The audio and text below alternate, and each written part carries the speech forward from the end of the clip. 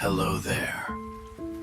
My name is Noah Bennett, and I want to thank you for being here with me tonight. Before we begin our story, I invite you to take a few quiet moments just for yourself. Find a comfortable position. Let your shoulders soften. Rest your hands wherever they feel most at ease. If you wish, gently close your eyes. Now, take a slow, gentle breath in and count quietly. 1, 2, 3. Then exhale even slower. 1, 2, 3, 4. Let's do that 2 more times, as if each breath is a soft autumn drizzle, washing away the noise of the day. Feel the pillow cradling your head. The skin on your forehead loosens just a little. The corners of your eyes soften. Your jaw releases. Your neck and shoulders melt gently into the mattress. Outside the window, the night breeze moves quietly through damp leaves, carrying the scent of rain from an early fall storm. Your breathing begins to stretch, longer, smoother, like raindrops tapping gently on the porch roof. If a thought drifts by, smile at it and let it slip away like a raindrop sliding down a window pane. Here, there's nothing more to do. Just be. With this kind, steady rhythm of breath. Now, imagine a small golden candle glowing inside your heart. Warm, soft, and whole. Each inhale makes its light a little brighter. Each exhale makes the world around you a little quieter. The whole room becomes a gentle sanctuary where time slows down and your body is allowed to rest.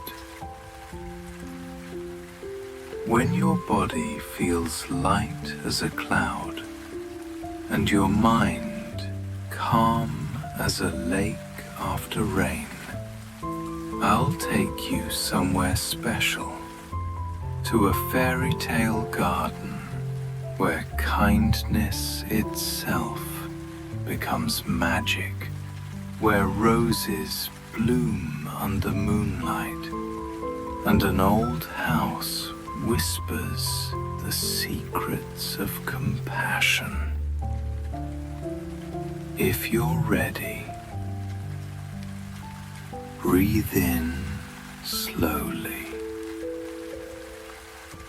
and exhale even more softly. Let the door to tonight's story open. You don't have to do anything. Just listen and let sleep find you naturally. I'll be here with you through every quiet step of this peaceful journey. When your breath has found its gentle rhythm, let your mind drift with the sound of the night rain, back to a distant evening in an old countryside wrapped in silver mist. There lived a merchant named Laurent, together with his 6 children. They once had everything: lavish dinners, laughter echoing through their grand home, and dreams untouched by the idea of scarcity. But one day, the sea took it all away. Their ships, laden with goods, with hope, with their very future, were swallowed by the waves, leaving behind only debts and hollow walls. Laurent, the gentle father, never complained. Quietly, he sold each precious item: the silks, the paintings, the fine dresses, and led his children away from the grand mansion to a small wooden cottage on the edge of the forest. At night, the wind whispered through the old window frames, telling stories of those who were once wealthy, now learning how to begin again.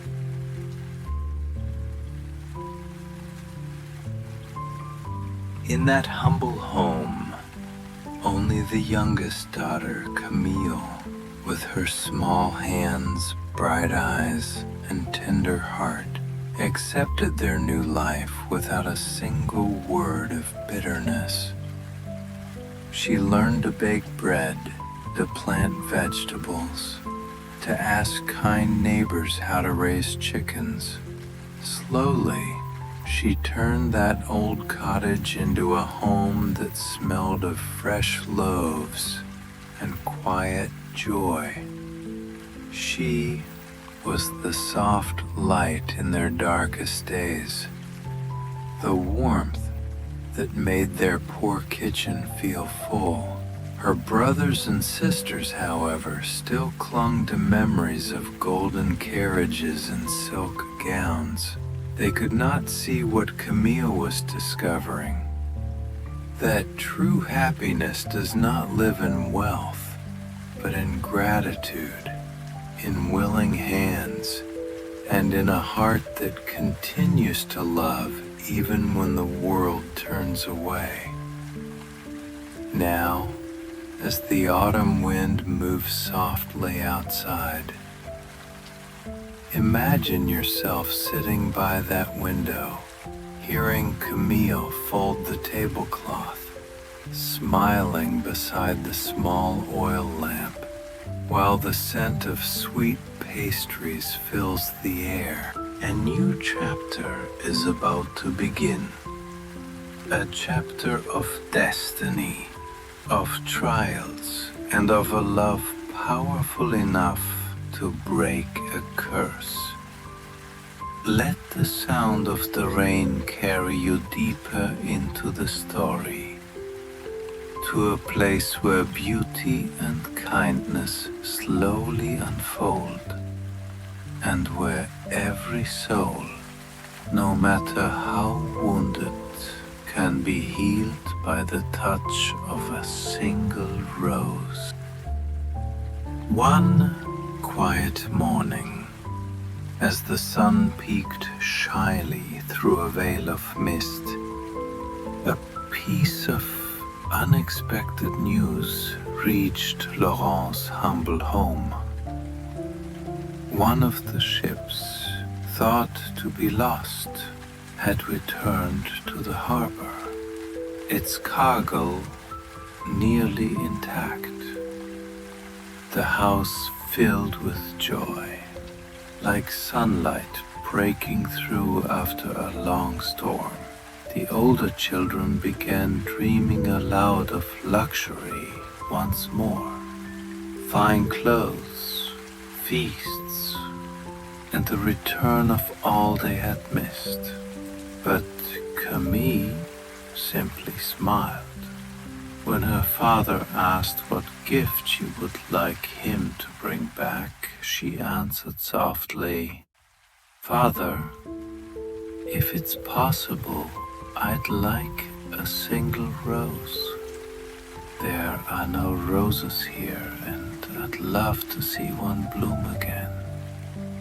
Laurent left home with hope and love quietly burning in his heart. Yet when he reached the harbor, he found only an empty ship. Every crate, every piece of cargo had been taken by the creditors. The dream of recovery dissolved like foam on the tide. He sat for a long while, gazing out at the gray horizon, before rising to walk home again, his heart heavy, but his spirit unwilling to disappoint his children. As he made his way back, the sky began to darken. Winds howled, rain poured, lightning tore through the clouds, as though the heavens themselves were grieving for the weary father on his lonely road. And even in that storm, soaked and shivering, Laurent held one thought close to his chest. The promise he had made to his youngest child, to bring her home a single precious rose. Night had fallen. The forest road lay in shadow, lit only by flashes of lightning that shimmered across puddles on the ground. Laurent, cold and weary, pressed on, searching for shelter. His horse trembled beneath the whipping wind until, through the curtain of rain, a tall stone wall appeared, and within it, a heavy iron gate stood slightly open, as if waiting for him. He pushed the gate, and its hinges groaned, echoing through the storm. The path beyond was paved with wet cobblestones, leading to a vast mansion, its walls thick with moss, its tall windows glinting with distant firelight, the only sign of warmth in the dark, stormy night. No one answered when Laurent knocked, so hesitantly he pushed the door open and stepped inside. The silence was strange, deep, almost alive. The fire crackled softly in the great stone hearth, casting golden light over an ancient wall, and a table already set, fresh bread, roasted meat, a glass of red wine.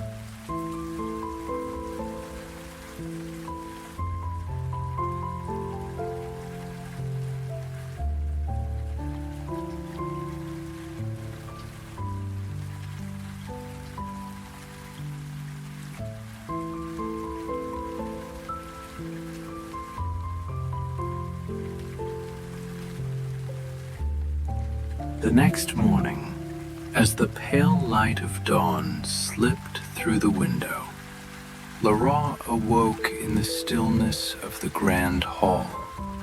On the table lay the crumbs of last night's bread, an empty glass of wine, and the last embers of the fire fading into ash.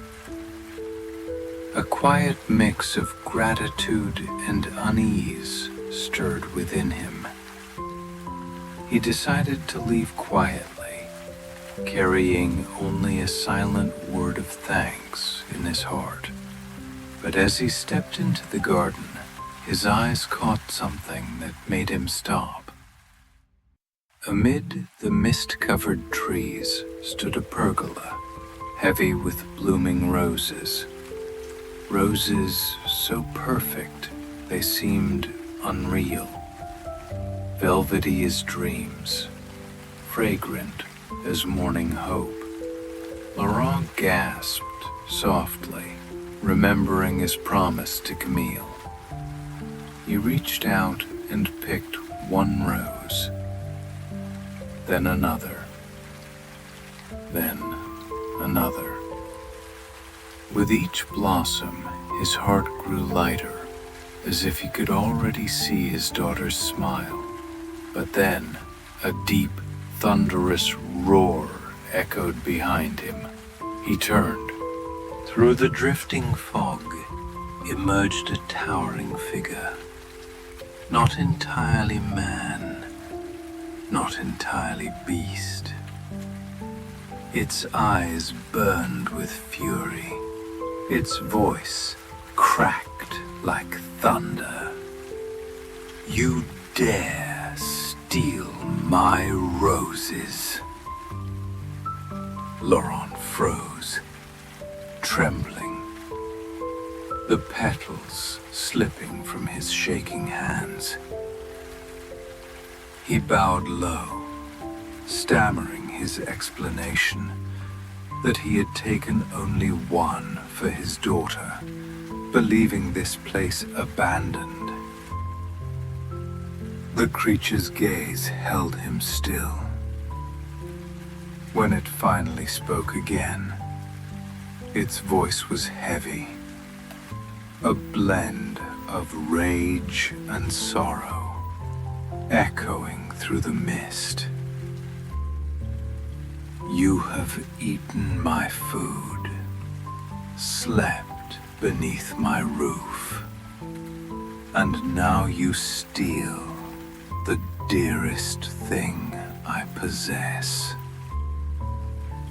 Such a debt can only be paid with a life.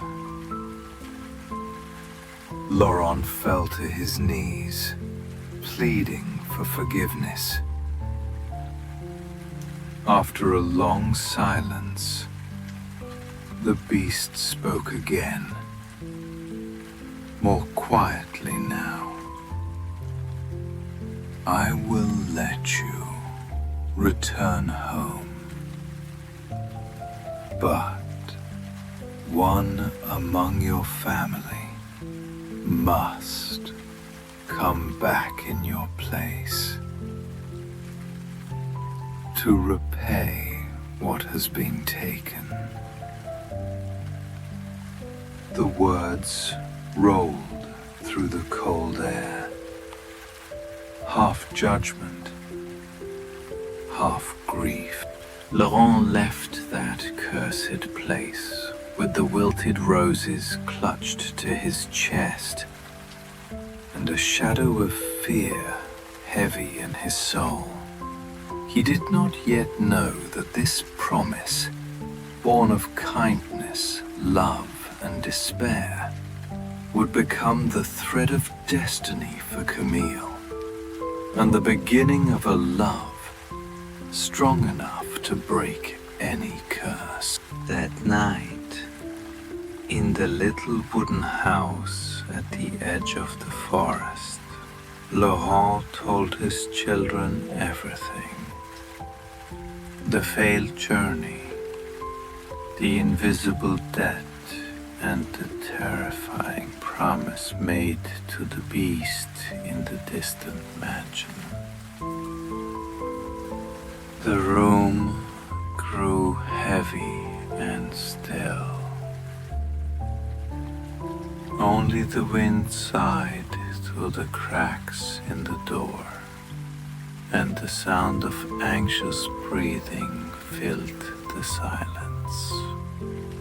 The older children sat in shock, each one searching for a way to escape the truth. No one spoke until Camille gently placed her small hand over her father's. Her voice was soft, almost like smoke. "Father, I will go." Laurent's eyes widened. He shook his head again and again.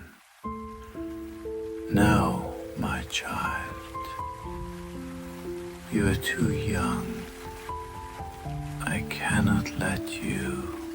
But Camille looked up at him, her gaze calm yet unwavering. "Father, you must stay here to care for my brothers and sisters.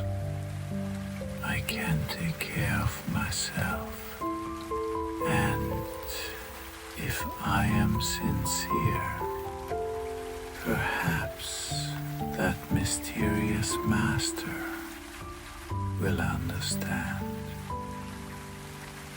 The room fell silent once more. The fire in the hearth flickered softly, casting a golden light across Camille's face, the face of courage and love. A few days later, before dawn had fully broken, she wrapped herself in an old wool coat, kissed her father's trembling hands, and stepped onto the small horse-drawn carriage. The path wound through the misty forest, the autumn wind brushing her hair like a gentle farewell. Laurent stood watching, tears falling silently, too afraid to wipe them away. He knew, from that moment on, his youngest daughter had become the brightest candle in the darkness of fate. As for Camille, though her heart quivered with fear, a small smile lingered on her lips. She believed, with quiet certainty, that where kindness exists, no darkness can ever truly remain. And so her journey began. A journey into the mysterious mansion, carrying with her a single pressed rose between the pages of a worn book, and a tender faith that love itself could lift even the heaviest of curses. When the heavy iron gate closed behind her, Camille stood in the vast entrance hall, her heart trembling, part fear, part curiosity. The air was cold and still, dust glimmering in the faint light, when a gentle voice broke the silence. The young boy appeared, smiling kindly. He introduced himself as Gabriel, the only servant left in the great mansion. He carefully lifted Camille's small bag and led her up the winding staircase to a modest room with a window overlooking the rose garden. "This will be your room," he said softly. "The Count will see you in the morning." Then he lit a fire in the hearth. The flames danced and flickered, casting golden light across his kind face. Camille smiled in gratitude, feeling the fear in her chest melt away with the warmth that slowly filled the room. That night, she ate a simple but delicious supper, then lay down on a bed covered with soft quilts. Outside, the wind whispered through the rose garden, and the rustling leaves sounded like a lullaby, gentle and comforting. For the first time in many days, Camille felt peace. The next morning, Gabriel guided her to the study.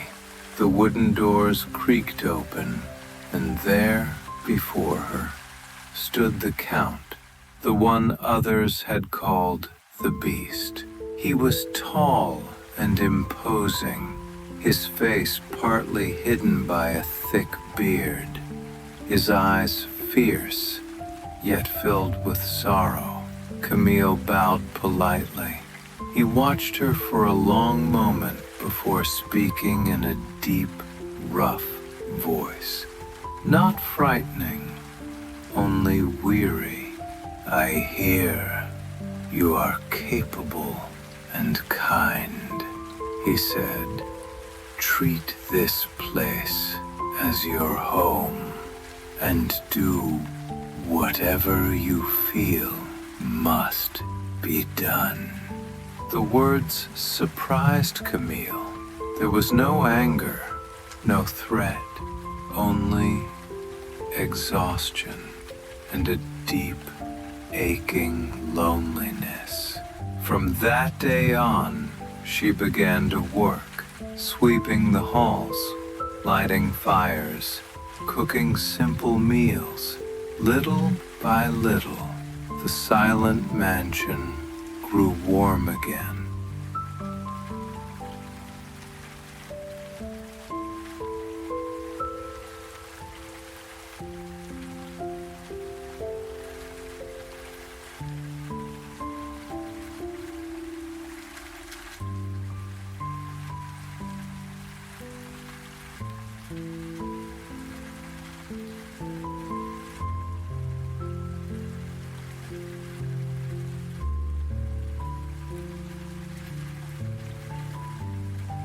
The early days in the mansion passed slowly, like pages of an old book turning one by one. Camille worked diligently, dusting long corridors, preparing simple meals, and arranging rooms that had slept beneath layers of dust for years.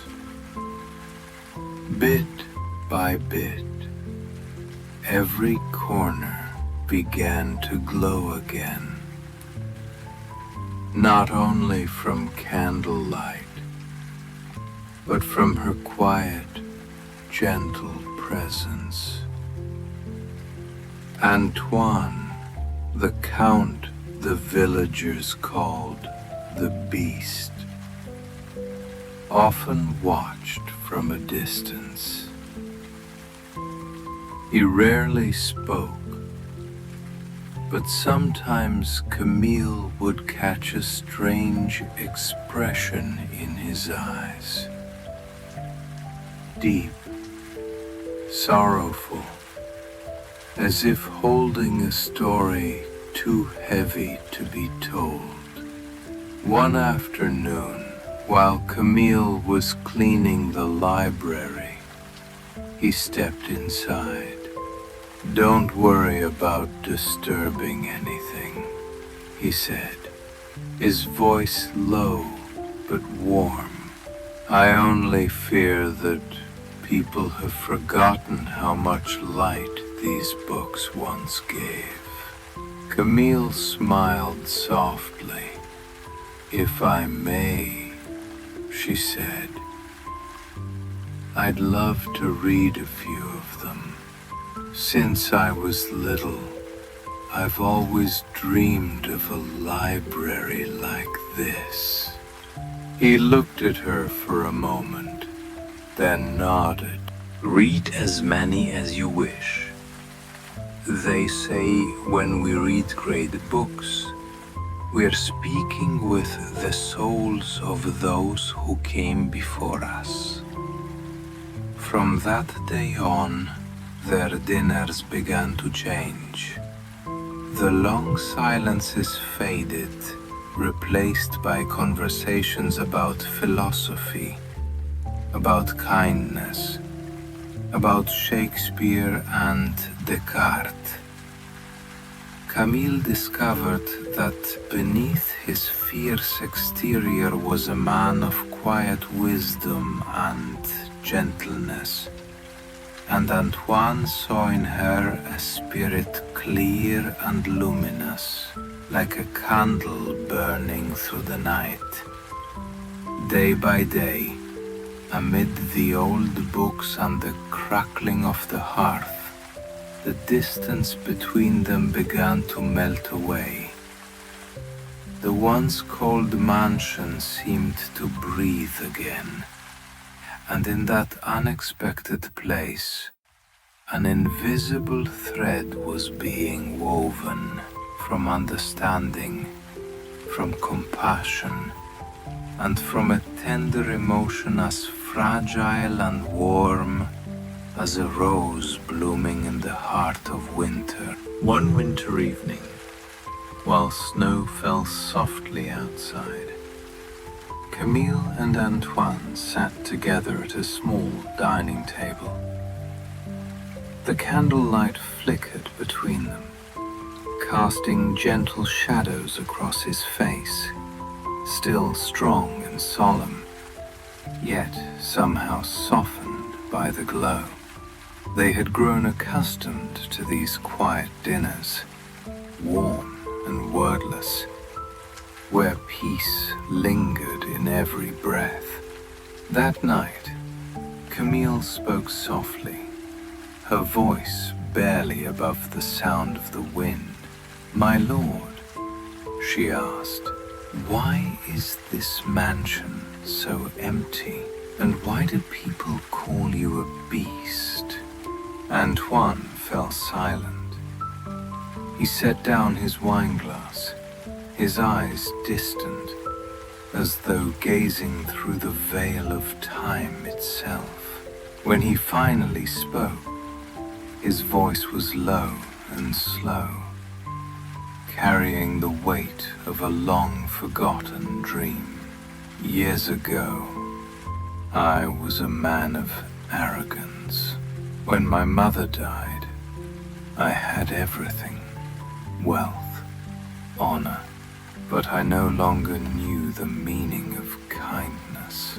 One stormy night, I turned away a poor woman who came begging at my door, and she cursed me." His voice trembled slightly, woven with regret. "She said I would be trapped within my own pride, and only by finding true humanity could I be free. I thought I could atone through knowledge, through riches, through the wisdom hidden in books. but all of it was emptiness. Camille listened in silence, and in that moment she saw the deep loneliness within him.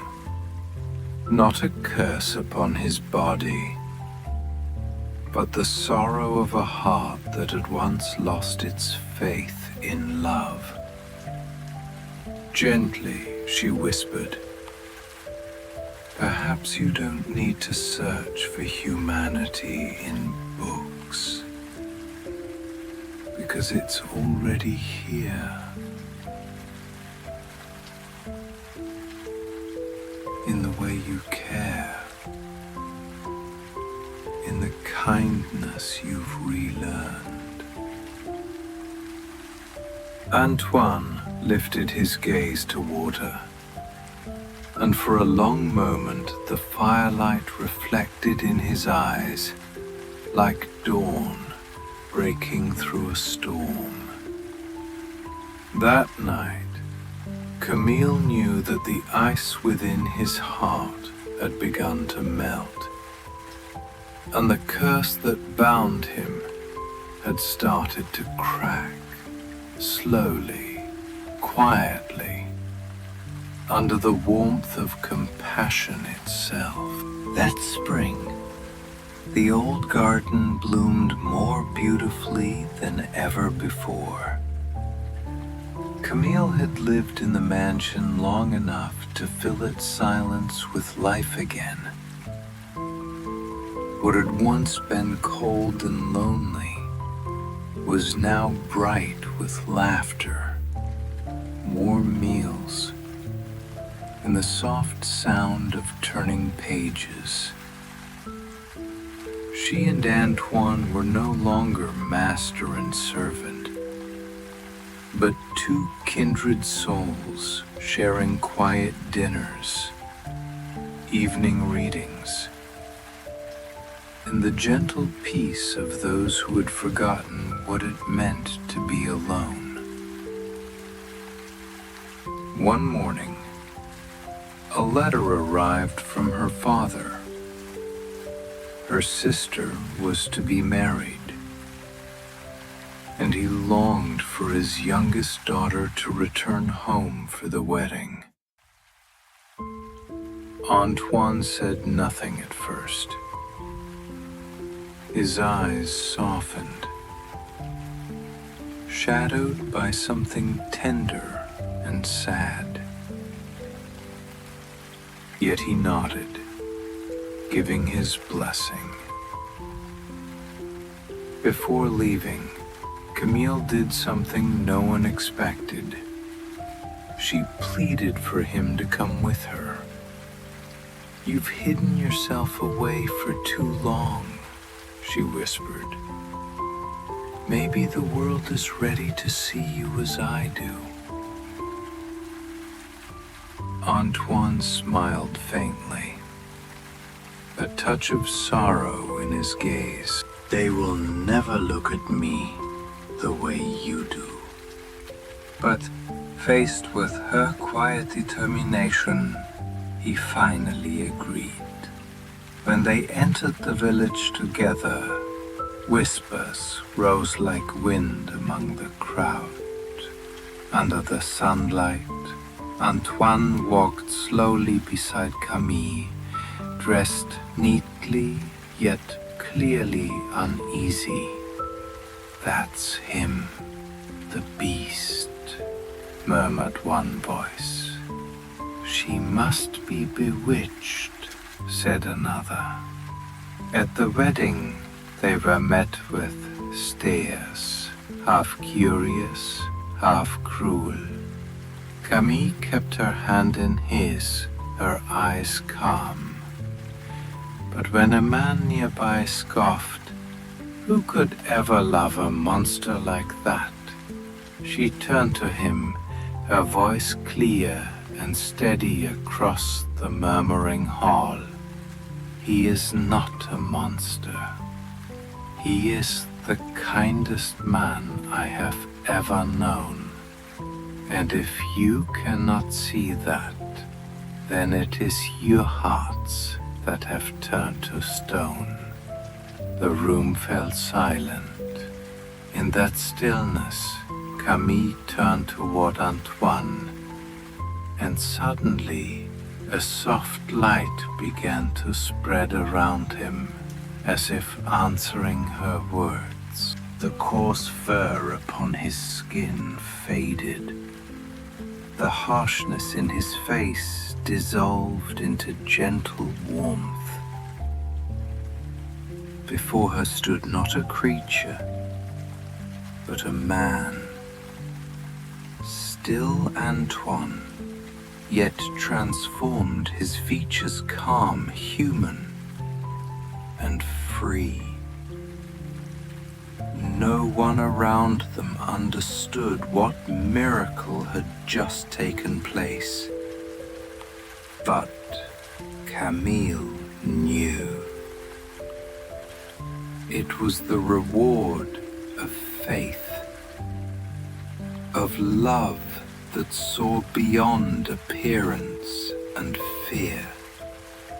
And in her heart there was only a quiet peace, like the whisper of spring wind moving through the petals of a rose newly opened in the garden of home. In the moment Camille spoke up in his defense, time itself seemed to stop. Amid the murmuring crowd, she no longer saw a beast-only Antoine, the man she had come to understand, the soul she had seen goodness within, and the one she now loved with the purest heart. Sunlight broke gently through the gathering, casting its glow across his face. And then the miracle unfolded. The coarse fur and rugged features began to fade, dissolving like morning mist under the sun. The shadow that had long imprisoned his spirit shattered in an instant, revealing a man serene and radiant, as if reborn.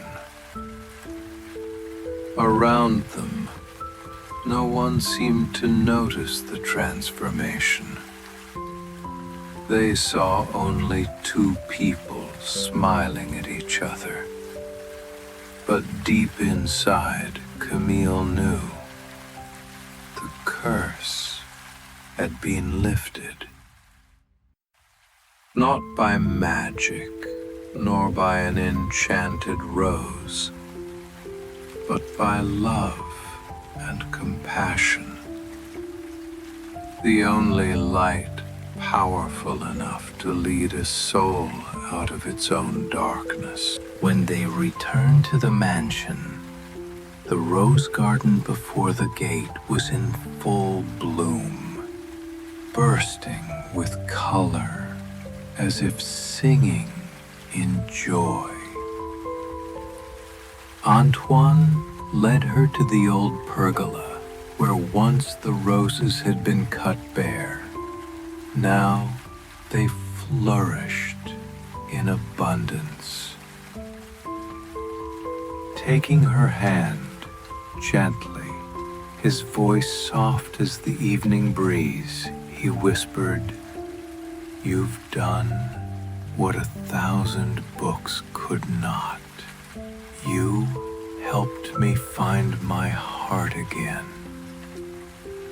Camille smiled through her tears, not of sorrow, but of gratitude, grateful for love, for forgiveness, for the truth that even the darkest places can be filled with light when someone chooses to see it.